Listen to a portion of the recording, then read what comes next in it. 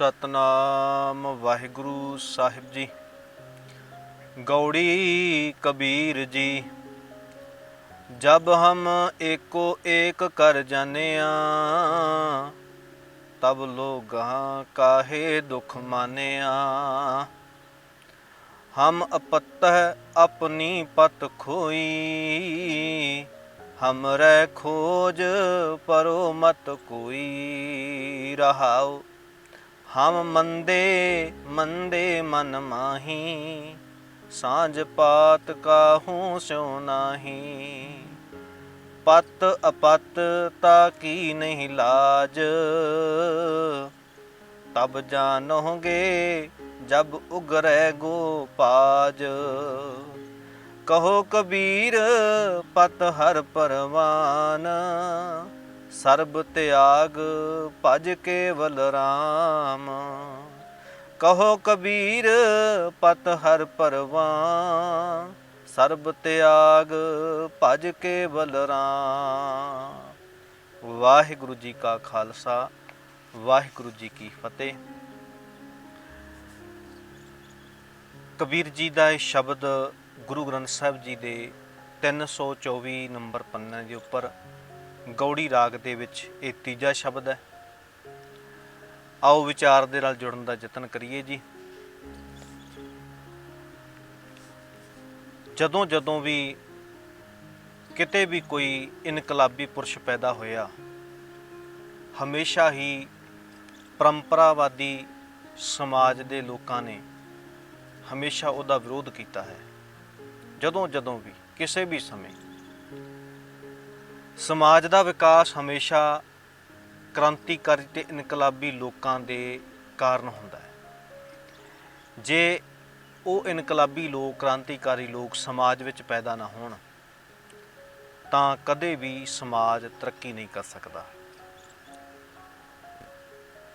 इस तरह कदे भी कोई बंदा जदों नवीं गल करेगा, उदों परंपरावादी लोग धर्म के नां ते, समाज के नां ते उहदा विरोध करते हैं ते करते रहणगे।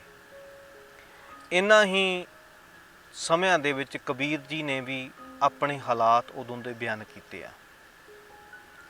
कबीर जी इस शब्द विच अपनी उस व्यथा का जिक्र करते हैं कि जदों उन्होंने सही गल की, सच की गल की, हकीकत की गल की, तो उस वेले लोगों ने बड़ा बुरा मनाया।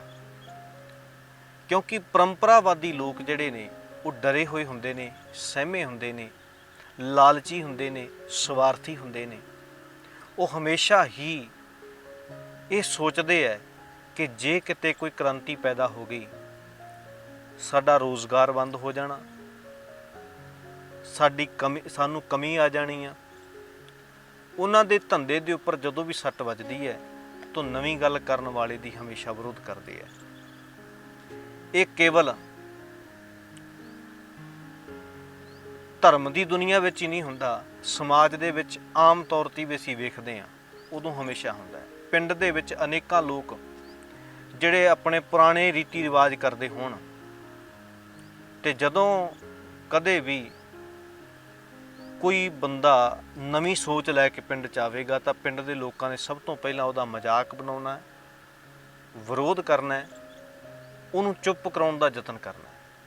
किसी भी महकमे विच, सरकारी महकमे विच चले जाइए जिथे बहुत सारे लोग रिश्वत लेंदे होण ते उत्थे जदों भी कोई सच्चा बंदा कहे कि रिश्वत लेना गलत है, लोकां दे नाल धोखा करना गलत है, तां उदों वो महकमे दे लोग भी उहदा विरोध करते हैं। गल उहदी ठीक हुंदी है, पर उन्हां लोकां दी रोजी दे उपर हमेशा जदों सट वजदी है तो उन्होंने तकलीफ होंदी है तो वह बंदे का पहला मजाक बनाते हैं। तो जे किते उहदा जोर वधन लग जाए, पहला मजाक बनाया जाता भी, चेता रखियो पहला मजाक बनाया जाता, पर जदों उन्होंने ये पता लगता कि ये बहुत ही ज़्यादा गंभीर होंदा जा रहा, फिर उहदा विरोध करते हैं। और विरोध भी बहुत तरीके नाल कीता जाता है। उन्होंने माड़ा बोल के, गलत शब्दों के नाल भी विरोध किया जाता है, उन्होंने बेइज्जत करके उहदा विरोध किया जाता है, उहदे नालों नाते तोड़ के उहदे नाल विरोध किया जाता है, उन्होंने धमकियां दे के उहदा विरोध किया जाता है। ਤੇ ਵਿਰੋਧ ਇੰਨਾ ਵੱਧ ਜਾਏ ਤੇ ਉਹਨੂੰ ਮਾਰਨ ਦਾ ਯਤਨ ਕੀਤਾ ਜਾਂਦਾ ਹੈ, ਉਹਦੇ ਪਰਿਵਾਰ ਨੂੰ ਮਾਰਨ ਦਾ ਯਤਨ ਕੀਤਾ ਜਾਂਦਾ, ਬਹੁਤ ਤਰ੍ਹਾਂ ਦਾ ਯਤਨ ਕੀਤਾ ਜਾਂਦਾ ਹੈ। ਜਦੋਂ ਵੀ ਕੋਈ ਬੰਦਾ ਕ੍ਰਾਂਤੀ ਲੈ ਕੇ ਆਉਣ ਦੀ ਗੱਲ ਕਰੇਗਾ, ਜਦੋਂ ਨਵੀਂ ਗੱਲ ਕਰੇਗਾ, ਉਦੋਂ ਹਮੇਸ਼ਾ ਹੀ ਸਮਾਜ ਦੇ, ਧਰਮ ਦੇ, ਆਲੇ ਦੁਆਲੇ ਦੇ ਲੋਕਾਂ ਨੇ, ਪਰੰਪਰਾਵਾਦੀ ਲੋਕਾਂ ਨੇ ਉਹਦਾ ਵਿਰੋਧ ਕੀਤਾ ਹੈ। ਸੋ ਇਹ ਉਦੋਂ ਹੀ ਨਹੀਂ, ਅੱਜ ਵੀ ਆਪਾਂ ਵੇਖ ਲਈਏ।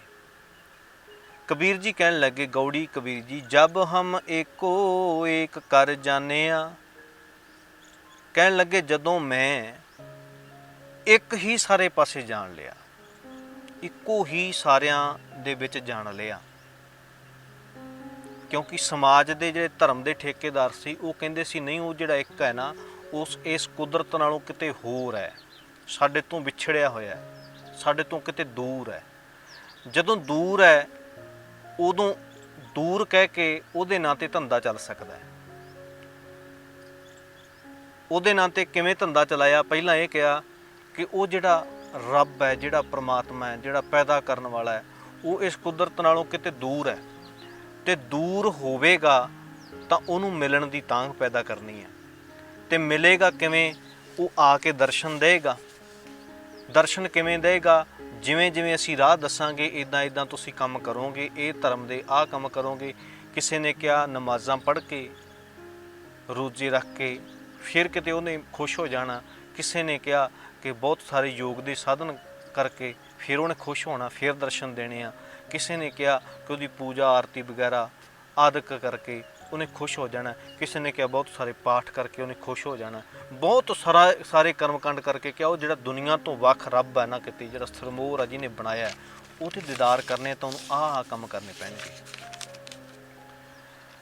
ਹੁਣ ਜਦੋਂ ਇੱਕ ਕਹਿ ਦਿੱਤਾ ਗਿਆ, ਜਦੋਂ ਇਹ ਕਹਿ ਦਿੱਤਾ ਕਿ ਨਹੀਂ ਉਹ ਵੱਖ ਨਹੀਂ ਹੈਗਾ, ਉੱਥੇ ਸਾਰਿਆਂ ਵਿੱਚ ਹੀ ਸਮਾਇਆ ਹੋਇਆ, ਜਿਹਨੇ ਪੈਦਾ ਕੀਤਾ ਉਹ ਵਿੱਚ ਹੀ ਸਮਾਇਆ ਹੋਇਆ।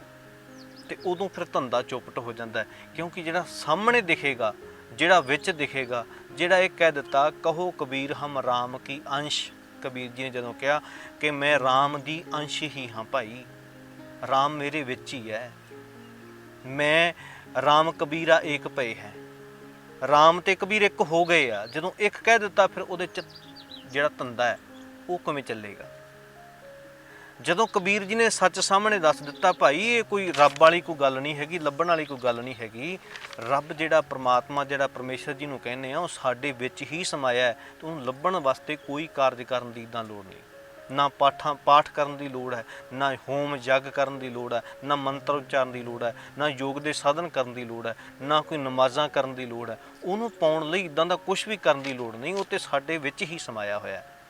ਤੇ ਫਿਰ ਉਹ ਪੁਜਾਰੀ, ਉਹ ਪਰੰਪਰਾਵਾਦੀ, ਉਹ ਧਰਮ ਦਾ ਠੇਕੇਦਾਰ, ਉਹਦੀ ਦੁਕਾਨ ਕਿਵੇਂ ਚੱਲੇਗੀ? ਲੋਕਾਂ ਨੇ ਉਹਦੇ ਕੋਲੋਂ ਜਾਣਾ ਬੰਦ ਕਰ ਦੇਣਾ। ਇਸ ਲਈ ਉਹਨਾਂ ਨੇ ਫਿਰ ਉਸ ਟਾਈਮ ਵਿਰੋਧ ਕੀਤਾ ਕਬੀਰ ਜੀ ਦਾ। ਤੇ ਅੱਜ ਵੀ ਜਦੋਂ ਤੁਸੀਂ ਕਿਤੇ ਇਹ ਕਹੋਗੇ ਕਿ ਰੱਬ, ਪਰਮਾਤਮਾ, ਪਰਮੇਸ਼ਰ ਜਿਹਨੂੰ ਕਿਹਾ ਜਾਂਦਾ ਹੈ, ਉਹ ਕੁਦਰਤ ਦੇ ਵਿੱਚ ਹੀ ਸਮਾਇਆ, ਇਹਦੇ ਤੋਂ ਵੱਖ ਕਿਤੇ ਹੋਰ ਨਹੀਂ ਹੈ, ਇਹਦੇ ਤੋਂ ਦੂਰ ਕਿਤੇ ਹੋਰ ਨਹੀਂ ਹੈ, ਤਾਂ ਉਸ ਵੇਲੇ ਵੀ ਅੱਜ ਦੇ ਲੋਕ ਫਿਰ ਵਿਰੋਧ ਕਰਨਗੇ। ਜਦੋਂ ਜਦੋਂ ਕੋਈ ਵੀ ਇਨਸਾਨ ਸਮਾਜ ਦੀ ਤਰੱਕੀ ਦੀ ਗੱਲ ਕਰੇਗਾ, ਪਿੰਡ ਦੀ ਤਰੱਕੀ ਦੀ ਗੱਲ ਕਰੇਗਾ, ਲੋਕਾਂ ਨੂੰ ਉੱਚਾ ਚੱਕਣ ਦੀ ਗੱਲ ਕਰੇਗਾ, ਧਰਮ ਦੇ ਵਿੱਚ ਤਰੱਕੀ ਦੀ ਗੱਲ ਕਰੇਗਾ, ਕਿਸੇ ਮਹਿਕਮੇ ਵਿੱਚ ਤਰੱਕੀ ਦੀ ਗੱਲ ਕਰੇਗਾ, ਤਾਂ ਉਸ ਵੇਲੇ ਜਿਨ੍ਹਾਂ ਲੋਕਾਂ ਦੇ ਧੱਦੇ 'ਤੇ ਸੱਟ ਵੱਜਦੀ ਹੈ ਉਹਦਾ ਵਿਰੋਧ ਕਰਦੇ ਆ, ਉਹਨੂੰ ਵਿਰੋਧ ਝੱਲਣਾ ਹੀ ਪੈਂਦਾ। ਦੂਜੇ ਪਾਸੇ ਇਉਂ ਕਹਿ ਲਓ ਕਿ ਜਿਹੜਾ ਬੰਦਾ ਬਹੁਤ ਲੋਕਾਂ ਵਿੱਚ ਸਤਿਕਾਰਤ ਹੈ, ਧਰਮ ਦੇ ਲੋਕ ਜੇ ਧਰਮ ਦੀ ਦੁਨੀਆ ਵਿੱਚ ਆ ਗਿਆ ਤੇ ਧਾਰਮਿਕ ਲੋਕ ਉਹਦਾ ਵਿਰੋਧ ਨਹੀਂ ਕਰ ਰਹੇ, ਧਾਰਮਿਕ ਬੰਦਾ ਹੈ ਤੇ ਉਹਦਾ ਵਿਰੋਧ ਨਹੀਂ ਕੀਤਾ ਜਾ ਰਿਹਾ, ਤਾਂ ਇਹਦਾ ਮਤਲਬ ਇਹ ਨਾ ਸਮਝੋ ਕਿ ਉਹ ਬਹੁਤ ਚੰਗਾ ਇਨਸਾਨ ਹੈ। ਨਹੀਂ, ਉਹ ਬਹੁਤ ਕਰਪਟ ਇਨਸਾਨ ਹੈ ਜੇ ਉਹਦਾ ਵਿਰੋਧ ਨਹੀਂ ਹੋ ਰਿਹਾ, ਕਿਉਂਕਿ ਉਹ ਧੰਦੇ ਨੂੰ ਸੱਟ ਨਹੀਂ ਮਾਰ ਰਿਹਾ, ਧੰਦੇ ਨੂੰ ਹੋਰ ਜ਼ਿਆਦਾ ਪ੍ਰਬਲ ਕਰ ਰਿਹਾ।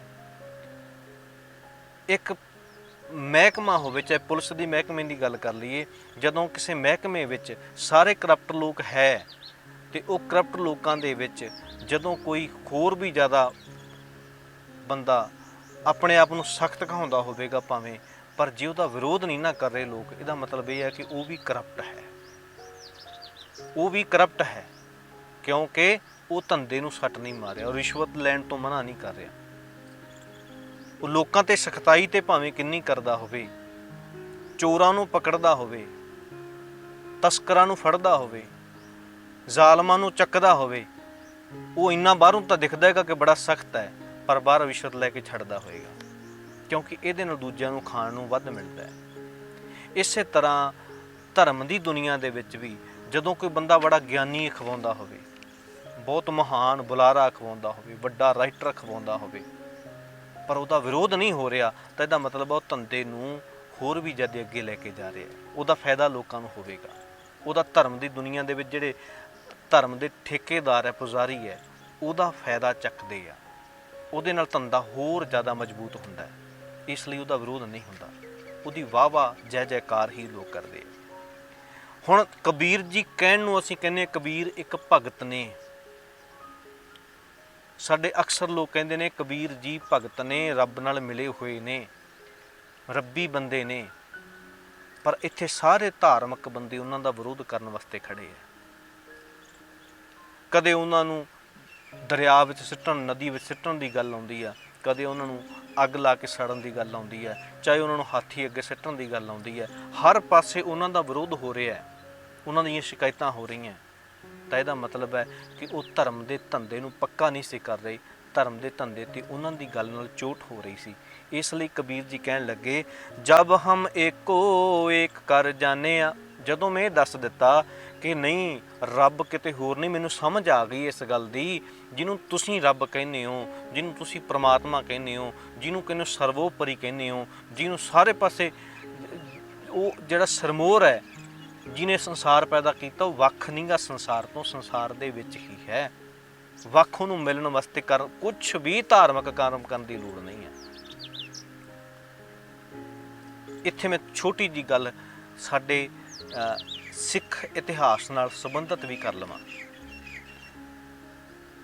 ਬਾਬੇ ਨਾਨਕ ਤੋਂ ਲੈ ਕੇ ਗੁਰੂ ਗੋਬਿੰਦ ਸਿੰਘ ਸੱਚੇ ਪਾਤਸ਼ਾਹ ਤੱਕ, ਜਿਵੇਂ ਅੱਜ ਦਾ ਸਾਡਾ ਸਮਾਜ ਬਣਿਆ ਹੋਇਆ, ਅੱਜ ਸਾਡੇ ਸਮਾਜ, ਧਾਰਮਿਕ ਸਮਾਜ ਦੇ ਵਿੱਚ, ਸਿੱਖ ਸਮਾਜ ਦੇ ਵਿੱਚ ਕੀ ਕਿਹਾ ਜਾਂਦਾ ਹੈ, ਜਿਹੜਾ ਅਸੀਂ ਵੱਧ ਤੋਂ ਵੱਧ ਬਾਣੀ ਪੜ੍ਹਨੀ ਆ, ਵੱਧ ਤੋਂ ਵੱਧ ਬਹੁਤ ਸਾਰੀ ਗੁਰਬਾਣੀ ਕੰਠ ਕਰਨੀ ਆ, ਗੁਰਬਾਣੀ ਕੰਠ ਮੁਕਾਬਲੇ ਸਾਡੇ ਵਿੱਚ ਕਰਵਾਏ ਜਾਂਦੇ ਆ। ਫਿਰ ਵੱਧ ਤੋਂ ਵੱਧ ਮਾਲਾ ਨਾਮ ਦੀਆਂ ਜਪਣੀਆਂ, ਵੱਧ ਤੋਂ ਵੱਧ ਇੱਕ ਚੌਂਕੜੇ ਦੇ ਵਿੱਚ ਅਖੰਡ ਪਾਠ ਕਰਨਾ, ਸਹਿਜ ਪਾਠ ਵੱਧ ਤੋਂ ਵੱਧ ਕਰਨੇ, ਅਨੇਕਾਂ ਤਰ੍ਹਾਂ ਦੇ ਪਾਠ।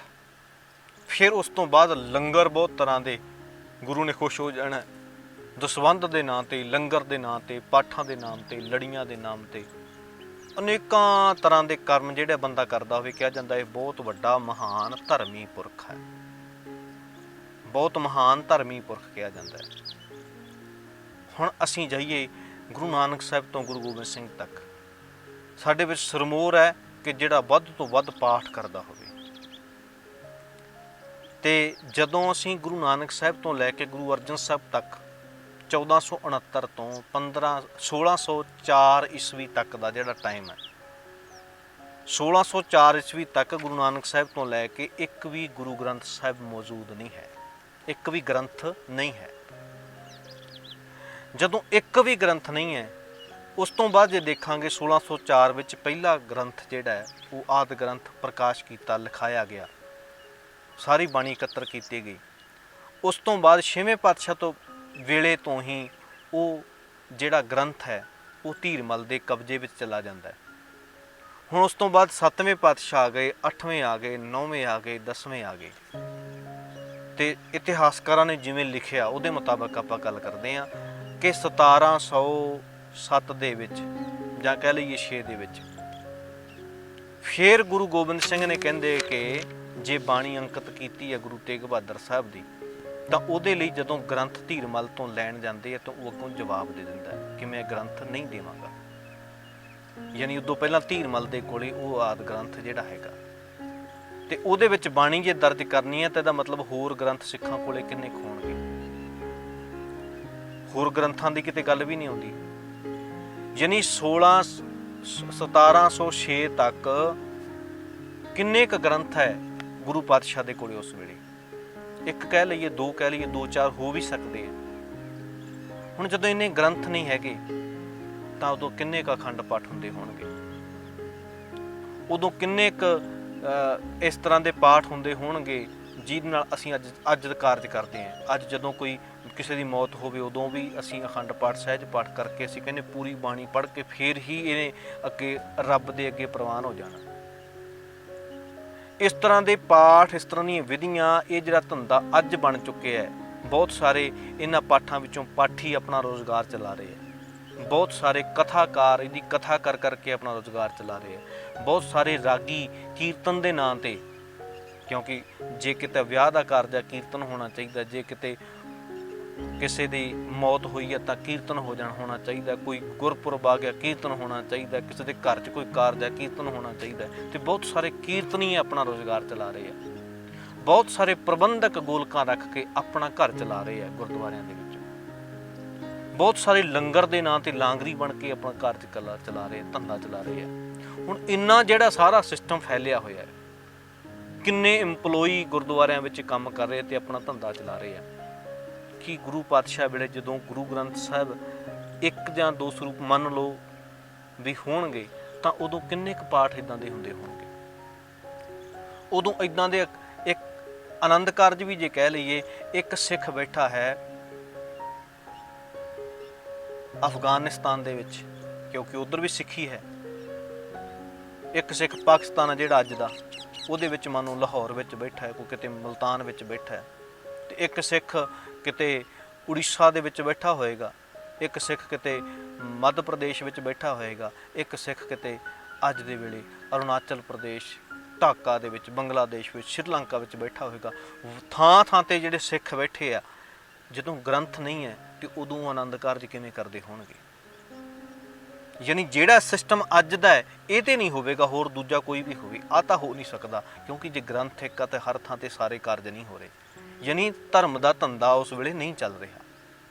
ਜਦੋਂ ਧਰਮ ਦਾ ਧੰਦਾ ਨਹੀਂ ਚੱਲ ਰਿਹਾ ਤੇ ਉਦੋਂ ਇੱਦਾਂ ਦਾ ਸਿਸਟਮ ਨਹੀਂ ਚੱਲ ਰਿਹਾ, ਤੇ ਉਸ ਵੇਲੇ ਦੇ ਤੇ ਅੱਜ ਦੇ ਵੇਲੇ 'ਚ ਕਿੰਨਾ ਫਰਕ ਹੈ। ਅੱਜ ਸਾਰਾ ਧੰਦਾ ਕਿਉਂ ਚੱਲ ਪਿਆ? ਅੱਜ ਪੁਜਾਰੀ ਪੈਦਾ ਹੋ ਗਏ ਸਾਡੇ ਵਿੱਚ। ਹੁਣ ਕਬੀਰ ਜੀ ਨੇ ਜਦੋਂ ਕਿਹਾ ਏਕੋ ਏਕ ਕਰ ਜਾਣੇ, ਇਹ ਜਿਹੜਾ ਸਾਰਾ ਧੰਦਾ ਹੈ ਅੱਜ ਸਿੱਖੀ ਵਿੱਚ ਪੈਦਾ ਹੋ ਗਿਆ। ਅੱਜ ਵੀ ਜਦੋਂ ਕੋਈ ਕਹੇਗਾ ਕਿ ਜਿਹੜੇ ਤੂੰ ਰੱਬ ਨੂੰ ਪਾਉਣ ਲਈ ਬਹੁਤ ਪਾਠ ਕਰਨੇ ਆ, ਰੱਬ ਨੂੰ ਪਾਉਣ ਲਈ ਇੰਨੀਆਂ ਮਾਲਾ ਜਪਣੀਆਂ, ਰੱਬ ਨੂੰ ਪਾਉਣ ਲਈ ਇੰਨੇ ਤੂੰ ਲੰਗਰ ਲਾਉਣੇ ਆ, ਰੱਬ ਨੂੰ ਗੁਰੂ ਨੂੰ ਖੁਸ਼ ਕਰਨ ਲਈ, ਗੁਰੂ ਦੀਆਂ ਖੁਸ਼ੀਆਂ ਪ੍ਰਾਪਤ ਕਰਨ ਲਈ ਤੁਸੀਂ ਆਹ ਸੇਵਾ ਕਰਨੀ ਹੈ, ਗੁਰੂ ਦੀਆਂ ਖੁਸ਼ੀਆਂ ਪ੍ਰਾਪਤ ਕਰਨ ਲਈ ਤੁਸੀਂ ਸਿਮਰਨ ਭਜਨ ਕਰਨਾ ਹੈਗਾ, ਤੇ ਇਹ ਜਿਹੜਾ ਕਹਿਣ ਵਾਲਾ ਹੈ ਉਹਦਾ ਧੰਦਾ ਚੱਲਦਾ ਹੈ। ਕਿਉਂਕਿ ਜੇ ਅਸੀਂ ਉਹਦੇ ਮੁਤਾਬਕ ਚੱਲਾਂਗੇ, ਉਹਦੇ ਮੁਤਾਬਕ ਅਸੀਂ ਸਾਰੇ ਕਾਰਜ ਕਰਾਂਗੇ। ਤੇ ਅੱਜ ਜਦੋਂ ਕੋਈ ਕਹੇਗਾ ਕਿ ਨਹੀਂ ਭਾਈ ਉਹਨੂੰ ਪਾਉਣ ਲਈ ਕੁਛ ਨਹੀਂ ਕਰਨਾ ਪੈਣਾ, ਉਹ ਤੇ ਹੈ ਰਮਿਆ ਹੋਇਆ, ਨਾਨਕ ਕਾ ਪਾਤਸ਼ਾਹ ਦਿਸੈ ਜ਼ਾਹਰਾ, ਉਹ ਤੇ ਜ਼ਾਹਰ ਹੈ, ਉਹਨੂੰ ਪਾਉਣ ਲਈ ਕੋਈ ਭਜਨ ਬੰਦਗੀ ਦੀ ਲੋੜ ਨਹੀਂ। ਬਸ ਉਹਨੂੰ ਸਮਝਣਾ, ਰਮੇ ਹੋਏ ਨੂੰ ਸਮਝ ਲੈਣਾ ਹੀ ਉਹਨੂੰ ਪਾ ਲੈਣਾ ਹੈ। ਇਦੋਂ ਇਲਾਵਾ ਕਿਤੇ ਨਹੀਂ। ਉਹ ਮੇਰੇ ਵਿੱਚ ਹੈ, ਉਹ ਤੇਰੇ ਵਿੱਚ ਹੈ, ਮੈਂ ਆਪ ਪਰਮਾਤਮਾ ਦਾ ਇੱਕ ਹਿੱਸਾ ਹਾਂ। ਕੁਦਰਤ ਦੇ ਵਿੱਚ ਰੱਬ ਵਸਦਾ ਹੈ ਤੇ ਕੁਦਰਤ ਦਾ ਮੈਂ ਵੀ ਇੱਕ ਪਾਰਟ ਹਾਂ, ਮੈਂ ਵੀ ਹਿੱਸਾ ਹਾਂ। ਅੱਜ ਵੀ ਲੋਕ ਉਸੇ ਤਰ੍ਹਾਂ ਦਾ ਵਿਰੋਧ ਕਰਦੇ ਆ ਜਿਹੜਾ ਕਦੇ ਕਬੀਰ ਜੀ ਦਾ ਹੋਇਆ। ਕਬੀਰ ਜੀ ਕਹਿਣ ਲੱਗੇ ਜਬ ਹਮ ਏਕੋ ਏਕ ਕਰ ਜਾਂਦੇ ਹਾਂ ਤਬ ਲੋਕ ਕਾਹੇ ਦੁੱਖ ਮਾਨਿਆ। ਲੋਕਾਂ ਨੂੰ ਕਿਉਂ ਦੁੱਖ ਹੋ ਗਿਆ? ਮੈਂ ਤੇ ਇਹ ਗੱਲ ਠੀਕ ਹੀ ਕੀਤੀ ਸੀ। ਮੈਂ ਤੇ ਗੱਲ ਕਹੀ ਸੀ ਕਿ ਰੱਬ ਜੀ ਨੂੰ ਤੁਸੀਂ ਕਹਿੰਦੇ ਹੋ ਤੇ ਹੈਦਾ ਵਿੱਚ ਹੀ, ਉਹ ਤਾਂ ਮੇਰੇ ਵਿੱਚ ਵੀ ਹੈ। ਕਿਉਂ ਦੁੱਖ ਮੰਨਿਆ? ਕਿਉਂਕਿ ਇੱਕ ਕਬੀਰ ਬੋਲਿਆ ਤੇ ਕਬੀਰ ਦੇ ਪਿੱਛੇ ਹੋਰਾਂ ਨੂੰ ਜੇ ਚਾਰਾਂ ਨੂੰ ਸਮਝ ਆ ਗਈ ਤਾਂ ਉੱਥੇ ਧੰਦਾ ਚੌਪਟ ਹੁੰਦਾ ਉਸ ਪੁਜਾਰੀ ਦਾ, ਉਸ ਧਰਮ ਦੇ ਠੇਕੇਦਾਰ ਦਾ। ਇਸ ਲਈ ਲੋਕਾਂ ਨੇ ਦੁੱਖ ਮਨਾਇਆ। ਕਹਿਣ ਲੱਗੇ ਹਮ ਅਪਤੈ ਆਪਣੀ ਪਤ ਖੋਈ। ਲੋਕ ਵਿਰੋਧ ਕਿੱਦਾਂ ਕਰਦੇ ਆ? ਉਹਦੀ ਬੇਇੱਜ਼ਤੀ ਕਰਕੇ। ਕਹਿਣ ਲੱਗੇ ਮੰਨ ਲਓ ਕਿ ਤੁਸੀਂ ਮੇਰੀ ਬੇਇੱਜ਼ਤੀ ਕਰਤੀ, ਮੈਂ ਬੇਇੱਜ਼ਤ ਬੰਦਾ, ਮੇਰੀ ਕੋਈ ਇੱਜ਼ਤ ਨਹੀਂ। ਮੰਨ ਲਓ ਵੀ ਮੈਂ ਆਪਣੀ ਇੱਜ਼ਤ ਗਵਾਤੀ। ਹਮਰੇ ਖੋਜ ਪਰੋ ਮਤ ਕੋਈ ਰਹਾ। ਕਹਿਣ ਲੱਗੇ ਫਿਰ ਮੇਰੇ ਪਿੱਛੇ ਨਾ ਜੇ ਚੱਲੇ, ਕਿਉਂਕਿ ਇੱਥੇ ਤੇ ਆਹ ਸਾਰਾ ਕੁਝ ਮਿਲਣਾ, ਇੱਥੇ ਵਿਰੋਧ ਚੱਲਣਾ ਪੈਣਾ, ਇੱਥੇ ਲੋਕਾਂ ਨੇ ਬੇਇੱਜ਼ਤੀ ਕਰਨੀ ਹੈ, ਇੱਥੇ ਲੋਕਾਂ ਨੇ ਤੁਹਾਨੂੰ ਨੀਵਾਂ ਝੁਕਾਉਣ ਦਾ ਯਤਨ ਕਰਨਾ ਹੈ, ਇੱਥੇ ਲੋਕਾਂ ਨੇ ਤੁਹਾਨੂੰ ਮਾਰਨ ਪੈਣਾ, ਕੁੱਟਣ ਪੈਣਾ। ਇਸ ਰਾਹ 'ਤੇ ਚੱਲੋਗੇ ਤਾਂ ਮੈਂ ਇਹ ਪਹਿਲਾਂ ਵੀ ਗੱਲ ਕੀਤੀ ਕਿ ਅਸਲ ਵਿੱਚ ਜੇ ਲੋਕ ਵਿਰੋਧ ਨਹੀਂ ਨਾ ਕਰ ਰਹੇ ਤਾਂ ਸਮਝ ਲੈਣਾ ਕਿ ਤੁਹਾਡਾ ਮਾਰਗ ਠੀਕ ਨਹੀਂ ਹੈ, ਤੁਸੀਂ ਸਹੀ ਰਾਹ 'ਤੇ ਨਹੀਂ ਚੱਲ ਰਹੇ। ਜੇ ਲੋਕ ਤੁਹਾਡੇ ਇੱਜ਼ਤ ਦੇ ਪਿੱਛੇ ਚੱਲ ਰਹੇ ਆ, ਹੁਣ ਲੋਕ ਕਿਹੜੇ ਆਮ ਲੋਕ ਨਹੀਂ, ਜਿਹੜੇ ਉਸ ਧਰਮ ਦੇ ਆਗੂ ਹੁੰਦੇ ਆ, ਜਿਹੜੇ ਉਸ ਮਜ਼ਹਬ ਦੇ ਆਗੂ ਹੁੰਦੇ ਆ, ਜਿਹੜੇ ਪਾਵਰ ਵਾਲੇ ਲੋਕ ਹੁੰਦੇ ਆ ਉਸ ਧਰਮ ਦੇ ਵਿੱਚ, ਜਿਹੜੇ ਪਾਵਰ। ਆਮ ਲੋਕ ਤਾਂ ਹਮੇਸ਼ਾ ਹੀ ਨਾਲ ਚੱਲ ਸਕਦੇ ਆ। ਗੁਰੂ ਨਾਨਕ ਸਾਹਿਬ ਨਾਲ ਆਮ ਜਨਤਾ 'ਤੇ ਸੀ, ਕਬੀਰ ਜੀ ਨਾਲ ਆਮ ਲੋਕ 'ਤੇ ਇੱਜ਼ਤ ਕਰਨ ਵਾਲੇ ਸੀ, ਪਰ ਜਿਹੜੇ ਧਾਰਮਿਕ ਲੋਕ ਸੀ, ਜਿਹੜੇ ਉਸ ਵੇਲੇ ਦੇ ਆਗੂ ਲੋਕ ਸੀ ਉਹ ਵਿਰੋਧ ਕਰਨ ਵਾਲੇ ਸੀ। ਕਹਿਣ ਲੱਗੇ ਲੋਕਾਂ ਨੂੰ ਕਿਉਂ ਦੁੱਖ ਹੋ ਗਿਆ, ਜੇ ਭਾਈ ਇੱਦਾਂ ਤਾਂ ਫਿਰ ਨਾ ਚੱਲਿਓ ਮੇਰੇ ਨਾਲ, ਇੱਦਾਂ ਹੀ ਤੁਹਾਨੂੰ ਵੀ ਚੱਲਣਾ ਪੈਣਾ। ਹਮਰੇ ਖੋਜ ਪਰੂ ਮਤ ਕੋਈ ਰਹਾ, ਹਮ ਮੰਦੇ ਮੰਦੇ ਮਨ ਮਾਹੀ, ਸਾਂਝ ਪਾਤ ਕਾਹੂ ਸਿਉ ਨਾਹੀ। ਕਹਿਣ ਲੱਗੇ ਮੈਂ ਮੰਦਾ ਹੈ, ਮੈਂ ਬੁਰਾ ਹੈ ਨਾ, ਮੈਨੂੰ ਲੋਕ ਕਹਿੰਦੇ ਕਿ ਬੁਰਾ ਹੈ। ਕਿਉਂਕਿ ਕਬੀਰ ਨੂੰ ਬੁਰਾ ਕਿਉਂ ਕਿਹਾ ਗਿਆ? ਕਹਿੰਦੇ ਸ਼ਾਸਤਰਾਂ ਦੀ ਨਿੰਦਾ ਕਰਦਾ ਹੈ। ਕਬੀਰ ਨੂੰ ਬੁਰਾ ਕਿਉਂ ਕਿਹਾ ਗਿਆ? ਮੂਰਤੀ ਵਿੱਚ ਰੱਬ ਹੈ, ਇਹਨੂੰ ਮੂਰਤੀ ਵਿੱਚ ਰੱਬ ਨਜ਼ਰ ਨਹੀਂ ਆ ਰਿਹਾ। ਕਬੀਰ ਜੀ ਨੂੰ ਬੁਰਾ ਕਹਿ ਦਿੱਤਾ ਗਿਆ, ਇਹ ਹੋਮ ਯੱਗ ਆਦਿਕ ਨੂੰ ਨਹੀਂ ਮੰਨਦਾ, ਇਹ ਪੂਜਾ ਨੂੰ ਨਹੀਂ ਮੰਨਦਾ, ਇਹ ਅਰਚਨਾ ਨੂੰ ਨਹੀਂ ਮੰਨਦਾ, ਇਹ ਨਮਾਜ਼ ਨੂੰ ਨਹੀਂ ਮੰਨਦਾ, ਕਿਸੇ ਚੀਜ਼ ਨੂੰ ਨਹੀਂ ਮੰਨ ਰਿਹਾ ਤੇ ਮੰਦਾ ਬੰਦਾ ਹੈ, ਇਹ ਤੇ ਨਾਸਤਕ ਹੈ, ਇਹ ਤੇ ਕਾਮਰੇਟ ਹੈ। ਇਹ ਕਬੀਰ ਜਿਹੜਾ ਹੈ ਇਹ ਤੇ ਕਾਫਰ ਹੈ, ਇਹ ਤੇ ਬੁਰਾ ਹੈ। ਕਹਿਣ ਲੱਗੇ ਹਾਂ ਮੈਂ ਬੁਰਾ ਹਾਂ, ਤੇ ਮੈਂ ਆਪਣੇ ਆਪ ਦੇ ਵਿੱਚ ਹੀ, ਮਨ ਦੇ ਵਿੱਚ ਹੀ ਮੈਨੂੰ ਪਤਾ ਕਿ ਮੈਂ ਬੁਰਾ ਕਿ ਚੰਗਾ। ਹਮ ਮੰਦੇ ਮੰਦੇ ਮਨ ਮਾਹੀ, ਸਾਂਝ ਪਾਤ ਕਾਹੂ ਸਿਉ ਨਹੀਂ। ਮੇਰਾ ਨਹੀਂ ਤੁਹਾਡੇ ਨਾਲ ਕੋਈ ਸਾਂਝ ਪਾਤ। ਜੇ ਤੁਸੀਂ ਆਪਣੇ ਆਪ ਨੂੰ ਧਰਮੀ ਸਮਝਦੇ ਹੋ ਤਾਂ ਮੈਂ ਤੁਹਾਡੇ ਵਰਗਾ ਧਰਮੀ ਨਹੀਂ ਹੈਗਾ। ਪਤ ਅਪਤ ਤਾ ਕੀ ਨਹੀਂ ਲਾਜ।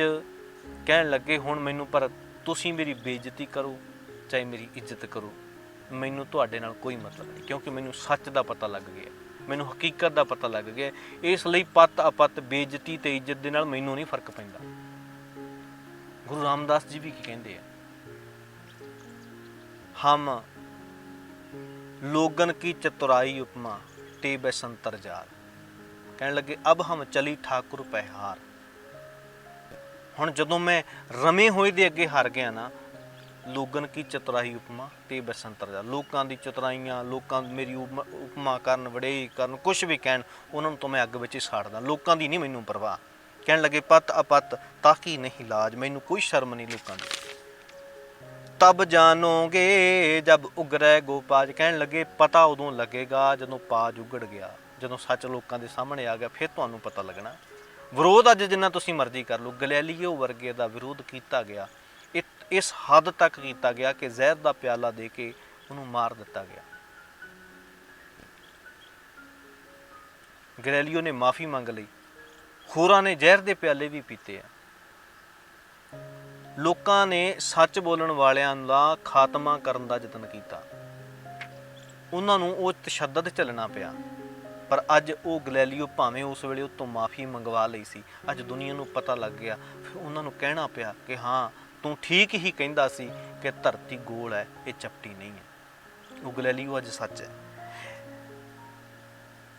ਕਹਿਣ ਲੱਗੇ ਕਿ ਇਸੇ ਤਰ੍ਹਾਂ ਹੀ ਤਬ ਜਾਣੋਗੇ ਜਬ ਉਗਰੇ ਗੋਪਾਜ। ਭਾਈ ਸਮਾਂ ਜਿਹੜਾ ਹੈ ਉਹ ਸਮਾਂ ਹਮੇਸ਼ਾ ਹੀ ਅੱਗੇ ਨੂੰ ਚੱਲਦਾ ਹੈ ਤੇ ਲੋਕਾਂ ਨੇ ਵੀ ਤਰੱਕੀ ਕਰਨੀ। ਅਸੀਂ ਪਿੱਛੇ ਤੋਂ ਲੈ ਕੇ ਚੱਲਦੇ ਆ ਰਹੇ ਹਾਂ। ਕਦੇ ਬੰਦੇ ਦੇ ਪਾਉਣ ਤੇ ਤਨ ਵਾਲੇ ਕੱਪੜੇ ਨਹੀਂ ਸੀ। ਇਹ ਨੰਗ ਧੜੰਗ ਜੰਗਲਾਂ ਵਿੱਚ ਰਹਿ ਕੇ ਕੰਦ ਮੂਲ ਖਾ ਕੇ, ਕੱਚਾ ਮਾਸ ਖਾ ਕੇ ਜਿਉਂਦਾ ਸੀ, ਤਰੱਕੀ ਕਰਦਾ ਆਇਆ ਅੱਗੇ। ਅੱਜ ਕਿੱਥੇ ਪਹੁੰਚ ਗਿਆ, ਅੱਜ ਸਾਰੀਆਂ ਗੱਲਾਂ ਦਾ ਪਤਾ ਲੱਗ ਗਿਆ। ਅੱਜ ਬਹੁਤੇ ਲੋਕ ਨਾਸਤਕ ਹੋ ਗਏ। ਇਸੇ ਤਰ੍ਹਾਂ ਹੀ ਇਹ ਧਰਮ ਦੀ ਦੁਨੀਆ ਤੋਂ ਲੋਕ ਨਾਸਤਕ ਹੋ ਜਾਣਗੇ। ਅਸਲ ਵਿੱਚ ਨਾਸਤਕ ਹੀ ਅਸਲੀ ਆਸਤਕ ਹੈ। ਗੁਰੂ ਨਾਨਕ ਸਾਹਿਬ ਨੂੰ ਧਰਮ ਦੇ ਠੇਕੇਦਾਰਾਂ ਨੇ ਆਸਤਕ ਨਹੀਂ ਸੀ ਕਿਹਾ, ਉਹਨਾਂ ਨੇ ਨਾਸਤਕ ਹੀ ਕਿਹਾ ਸੀ। ਗੁਰੂ ਨਾਨਕ ਸਾਹਿਬ ਨੂੰ ਵੀ ਉਹ ਕੀ ਕਹਿੰਦੇ ਸੀ, ਕੋਈ ਕਹੇ ਭੂਤਨਾ ਕੋਈ ਬੇਤਾਲਾ, ਭਇਆ ਦੇਵਾਨਾ ਸ਼ਾਹ ਕਾ ਨਾਨਕ ਵਿਚਾਰਾ। ਕੋਈ ਭੂਤਨਾ ਕੋਈ ਬੇਤਾਲਾ ਕਹਿੰਦਾ। ਵਿਰੋਧੀ ਹੋ ਗਿਆ ਗੁਰੂ ਅਰਜਨ ਸਾਹਿਬ ਦੇ ਤਤੀ ਤਵੀ ਤੇ ਬਿਠਾ ਦਿੱਤਾ ਹੈ, ਕਿਉਂਕਿ ਸੱਚ ਦੇ ਰਾਹ ਤੇ ਉਹਨਾਂ ਵੇਲਿਆਂ ਦੇ ਵਿੱਚ ਨਹੀਂ, ਪਰ ਅੱਜ ਸਾਰੇ ਲੋਕ ਯਾਦ ਕਰਦੇ ਕਿ ਹਾਂ ਨਾਨਕ ਸੀ, ਕਬੀਰ ਜੀ ਸੀ, ਰਵਿਦਾਸ ਜੀ ਸੀ। ਤਬ ਜਾਣੋਗੇ ਜਬ ਉਗਰੇ ਗੋਪਾਜ, ਕਹੋ ਕਬੀਰ ਪਤ ਹਰ ਪਰਵਾਨ। ਕਬੀਰ ਜੀ ਕਹਿਣ ਲੱਗੇ ਅਸਲੀ ਇੱਜ਼ਤ ਭਾਈ ਉਹ ਨਹੀਂ, ਅਸਲੀ ਇੱਜ਼ਤ ਹੈ ਰਮੇ ਹੋਏ ਵਾਹਿਗੁਰੂ ਦੇ ਅੱਗੇ ਜਦੋਂ ਪ੍ਰਵਾਨ ਹੋ ਜਾਈਏ। ਉਹਦੇ ਅੱਗੇ ਕਿਵੇਂ ਪ੍ਰਵਾਨ ਹੋਣਾ, ਜਿਹੜੇ ਨਿਯਮ ਹੈ ਕੁਦਰਤੀ ਨਿਯਮਾਂ ਨੂੰ ਸਮਝ ਲਈਏ, ਨੇਚਰ ਦੇ ਮੁਤਾਬਕ ਚੱਲੀਏ, ਸਹੀ ਰਸਤੇ ਤੇ ਚੱਲੀਏ। ਸਰਬ ਤਿਆਗ ਭਜ ਕੇ ਬਲਰਾਮ। ਕਹਿਣ ਲੱਗੇ ਸਾਰਾ ਕੁਝ ਤਿਆਗ ਕੇ, ਧਰਮ ਦੇ ਨਾਂ ਤੇ ਕਰਮ ਕਾਂਡਾਂ ਨੂੰ ਤਿਆਗ ਕੇ, ਸਾਰੀਆਂ ਚੀਜ਼ਾਂ ਨੂੰ ਤਿਆਗ ਕੇ, ਲੋਕਾਂ ਦੀ ਚਤਰਾਈ ਉਪਮਾ ਨੂੰ ਤਿਆਗ ਕੇ, ਮੈਨੂੰ ਨਹੀਂ ਕਿਸੇ ਦੀ ਪਰਵਾਹ। ਭਜ ਕੇਵਲ ਨਾਮ, ਮੈਂ ਤਾਂ ਹੁਣ ਜਾਣਾਂਗਾ, ਭਜਾਂਗਾ, ਜਪਾਂਗਾ, ਸਮਝਾਂਗਾ ਰਾਮ ਰਮੇ ਹੋਏ ਨੂੰ। ਕੇਵਲ ਰਮੇ ਹੋਏ ਮੈਨੂੰ ਚੇਤੇ ਹੈ। ਮੈਨੂੰ ਕੋਈ ਵੱਖਰਾ ਬੈਠਾ ਪਰਮਾਤਮਾ ਉਹਦੇ ਨਾਲ ਕੋਈ ਮਤਲਬ ਨਹੀਂ ਹੈ। ਮੈਨੂੰ ਤੁਹਾਡੇ ਸਵਰਗ ਨਰਕ ਨਾਲ ਕੋਈ ਮਤਲਬ ਨਹੀਂ ਹੈ। ਮੈਨੂੰ ਕਿਸੇ ਨਾਲ ਹੋਰ ਮਤਲਬ ਨਹੀਂ ਹੈ। ਮੈਂ ਤੇ ਰਮੇ ਹੋਏ ਨੂੰ ਵੇਖਣਾ। ਮੈਂ ਤਾਂ ਕੁਦਰਤ ਵਿੱਚ ਵਸਦੇ ਨੂੰ ਵੇਖਣਾ। ਮੈਂ ਤੇ ਕਵਾਂਗਾ ਬਲਿਹਾਰੀ ਕੁਦਰਤ ਵਸਿਆ, ਤੇਰਾ ਅੰਤ ਨਾ ਜਾਈ ਲਖਿਆ। ਮੈਂ ਤਾਂ ਕਵਾਂਗਾ ਕਹੋ ਕਬੀਰ ਹਮ ਰਾਮ ਕੀ ਅੰਸ਼, ਉਹ ਤੇ ਮੇਰੇ ਵਿੱਚ ਹੈ। ਰਾਮ ਕਬੀਰਾ ਏਕ ਪਏ ਹੈ, ਕੋਈ ਨਾ ਸਕੇ ਪਛਾਣੀ। ਮੈਂ ਤੇ ਉਹ ਇੱਕ ਹੋ ਗਏ ਹਾਂ। ਇਸ ਤਰ੍ਹਾਂ ਕਬੀਰ ਜੀ ਕਹਿਣ ਲੱਗੇ। ਲੋਕਾਂ ਨੂੰ ਦੁੱਖ ਹੈ ਕਿਉਂਕਿ ਲੋਕਾਂ ਦੇ ਧੰਦੇ ਤੇ ਸੱਟ ਵੱਜਦੀ ਹੈ। ਕਬੀਰ ਜੀ ਕਹਿਣ ਲੱਗੇ ਜਬ ਹਮ ਏਕੋ ਏਕ ਕਰ ਜਾਂਦੇ ਹਾਂ। ਅੱਜ ਵੀ ਜਦੋਂ ਤੁਸੀਂ ਇੱਕ ਦੀ ਗੱਲ ਕਰੋਗੇ, ਜਦੋਂ ਕਹੋਗੇ ਵੱਖਰਾ ਪ੍ਰਮਾਤਮਾ ਨਹੀਂ ਹੈ, ਇਹਦੇ ਵਿੱਚ ਹੀ ਪ੍ਰਮਾਤਮਾ ਅਤੇ ਉਹ ਮੇਰੇ ਵਿੱਚ ਵੀ ਵੱਸਦਾ ਹੈ, ਮੈਨੂੰ ਉਹਨੂੰ ਲੱਭਣ ਲਈ ਕੁਝ ਕਰਨ ਦੀ ਲੋੜ ਨਹੀਂ ਹੈ, ਬਸ ਉਹਨੂੰ ਜਾਣਨਾ ਹੈ, ਉਹਨੂੰ ਸਮਝਣਾ ਹੈ, ਉਹ ਗਿਆਨ ਹਾਸਲ ਕਰਨਾ ਹੈ ਕਿਵੇਂ ਕੁਦਰਤ ਦੇ ਵਿੱਚ, ਨੇਚਰ ਦੇ ਵਿੱਚ ਉਹ ਵੱਸਦਾ ਹੈ। ਵਾਹਿਗੁਰੂ ਜੀ ਕਾ ਖਾਲਸਾ, ਵਾਹਿਗੁਰੂ ਜੀ ਕੀ ਫਤਿਹ।